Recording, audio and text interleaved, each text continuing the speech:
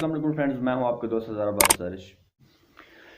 تو فرینڈز، آج ہم نے بات کرنی ہے تھوڑی سی، جو کہ پچھلے 2 سے 3 دنوں میں ایک پاکستان کے اندر ایک سچویشن گمبھیر بنی ہوئی ہے، جو کہ ٹی ایل پی سامنے ٹی ایل پی ہے اور تقریباً عاشقان رسول جتنے بھی ہیں وہ سارے موجود ہیں اور کچھ نہیں بھی جا سکے۔ تو پاکستان کے اندر ایک سچویشن بہت خراب ہو چکی ہے۔ جو مسئلہ ہے وہ مسئلہ تو فرانس کے سفیر کو نکالنے والا ہے۔ تو اب یہ مسئلہ جب وہ گستاخی کی گئی تھی تب علامہ خادم حسین رضوی صاحب نے ایک دھرنا دیا تھا، اور اس دھرنے کے بعد حکومت سے مذاکرات ہوئے تھے، گورنمنٹ نے جو مذاکرات کیے تھے اس کے بعد ایک معاہدہ ان کے درمیان میں طے پایا گیا تھا، اس معاہدے پر عمل درآمد کیا جائے گا، تب دھرنا ختم کر دیا گیا تھا۔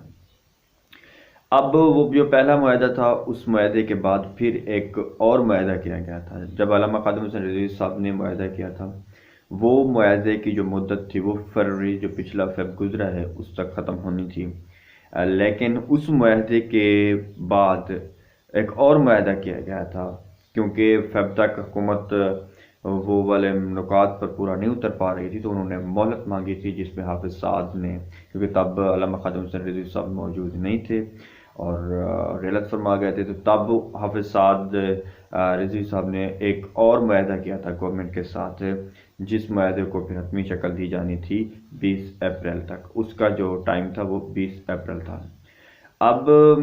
ابھی 20 اپریل تو نہیں آئی، اس سے پہلے ہی اطلاعات کے مطابق 2 دن پہلے علامہ حافظ سعد رضوی صاحب کو وہ جو کہیں نماز جنازہ پڑھانے جا رہے تھے، ایک اطلاعات کے مطابق، تو ان کو روڈ پر پکڑ لیا گیا اور گرفتار کر لیا گیا، جن کے بعد ملک میں ایک ہلچل مچی اور ایک ایسی سچویشن بن گئی۔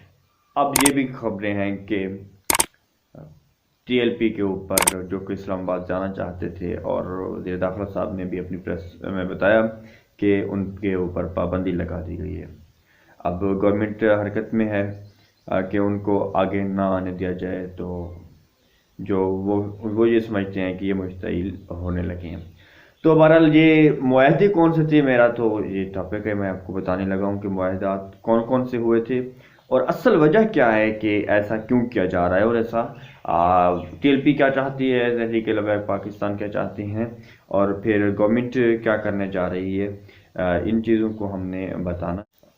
تو اب معاہدے جو تھے ان میں سے جو پہلا معاہدہ ہے جو آپ اپنی اسکرین پر بھی دیکھ سکتے ہیں، یہ معاہدہ کیا گیا تھا۔ اس معاہدے کے اوپر جو دستخط ہیں اس وقت کے وزیر داخلہ کے بھی دستخط موجود ہیں، اور ایک پیر صاحب ان کا بھی دستخط اس کے اوپر موجود ہیں، تو ڈفرینٹ لوگوں کے اس کے اوپر دستخط موجود ہیں۔ اور اس معاہدے کے 4 بڑے نقطے تھے جو آپ کو دیکھ بھی رہے ہیں اسکرین کے اوپر۔ اس کے 4 بڑے نقطے تھے اور واضح طور پر 4 بڑے پوائنٹس تھے، ان میں کوئی اتنی کمپلیکس چیز نہیں تھی۔ تو 4 نقطوں میں سے میں آپ کو پڑھ کے بھی سنا دیتا ہوں۔ ان کا جو پہلا نقطہ تھا وہ یہ تھا کہ فرانس کے سفیر کو پاکستان سے نکالا جائے گا، ایک یہ جو پہلا نقطہ تھا ان کا۔ اور ایک اور دوسرا نقطہ ان کا یہ تھا کہ فرانس کے اندر پاکستان کا کوئی بھی سفیر تعینات نہیں کیا جائے گا، یہ دوسرا نقطہ تھا ان کا۔ اور تیسرا نقطہ ان کا جو تھا وہ یہ تھا کہ جتنے لوگوں کو دھرنے کے دوران ٹی ایل پی کے جتنے شرکاء کو، کارکنان کو پکڑا گیا، ان کو فی الفور رہا کیا جائے گا، یہ تھا ان کا تیسرا نقطہ۔ اور چوتھا نقطہ یہ تھا کہ فرانس کی تمام مصنوعات کا گورنمنٹ کی سطح پر جو ہے وہ بیکاٹ کیا جائے گا۔ یہ 4 نقطے تھے جو اس وقت بیان کیے گئے تھے، اور ان 4 نقطوں کے اوپر عمل کرنا تھا۔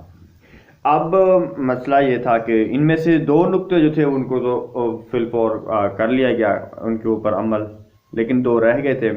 2 جن پر عمل کیا گیا تھا وہ کون سا؟ ایک تو یہ تھا کہ جو انہوں نے کہا تھا کہ آپ نے فی الفور رہا کرنا ہے کارکنان کو، تو وہ تو گورنمنٹ نے اس وقت چھوڑ دیے اور وہ ہو گیا، یہ پہلا نقطہ یہ پورا ہو گیا۔ اور دوسرا یہ کہ پاکستان کا سفیر نہیں کیا جائے گا فرانس میں تعینات، تو اس کو بھی نہیں کیا گیا۔ دو پورے ہو گئے، پیچھے رہ گئے تھے دو نقطے۔ ایک تو یہ کہ پاکستان سے فرانس کے سفیر کو نکالنا تھا، اور تیسرا یہ تھا کہ گورنمنٹ سطح پر ان کے تمام مصنوعات کا بیک آؤٹ کیا جائے گا۔ اب پرائیویٹ اگر دیکھیں، اگر عوام کو دیکھیں تو عوام نے تو اس کا بیک آؤٹ کیا تھا، لیکن سرکاری سطح پر اس کا بیک آؤٹ آج تک نہیں ہو سکا، کیونکہ بہت ساری چیزیں پاکستان کے اندر ہیں فرانس کی جو چل رہی ہیں، تو اس کا جو حکومت کی طرف سے کوئی خاطر خواہ رزلٹ نہیں مل سکا اور ایسا نہیں کیا جا سکا۔ ایک تو یہ نقطہ رہتا تھا، اور دوسرا یہ کہ فرانس کے سفیر کو نکالنا تھا۔ اب حکومت کے لیے یہ چیلنج تھا یہ دو نقطے پورے کرنے کے لیے۔ اس کے لیے ان کے پاس جو انہوں نے وقت مانگ لیا تھا 3-4 مہینوں کا، اور یہ جو مہینوں کا ٹائم تھا، یہ پچھلی جو فیب ہے اس میں یہ ٹائم پورا ہونا تھا۔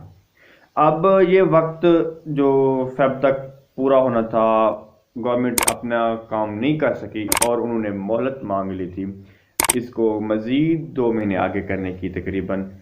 تو حافظ سعد، تب علامہ خادم حسین رضوی صاحب موجود نہیں تھے، تو انہوں نے اس کے معاہدے کے اندر تھوڑی توسیع کر دی، اور یہ معاہدہ ہوا تھا حافظ سعد رضوی صاحب کی نگرانی میں۔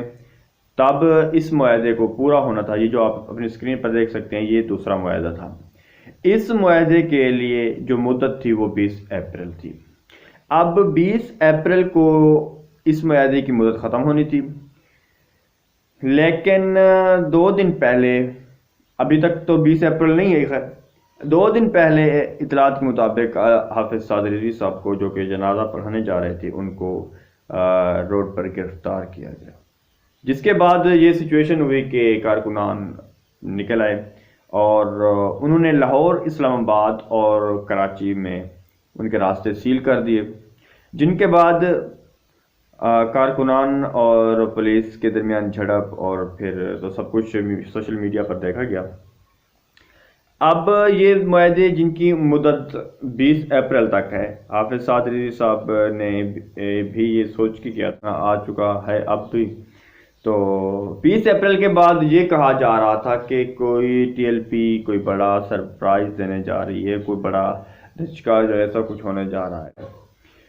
اب جو سچویشن بن چکی ہے، عاشقان رسول ہم سب کا یہ فریضہ ہے کہ ہمیں اس طرح کی سچویشن میں ناموس رسالت کے لیے بھی اپنے حساب سے پارٹیسپیٹ کرنا چاہیے۔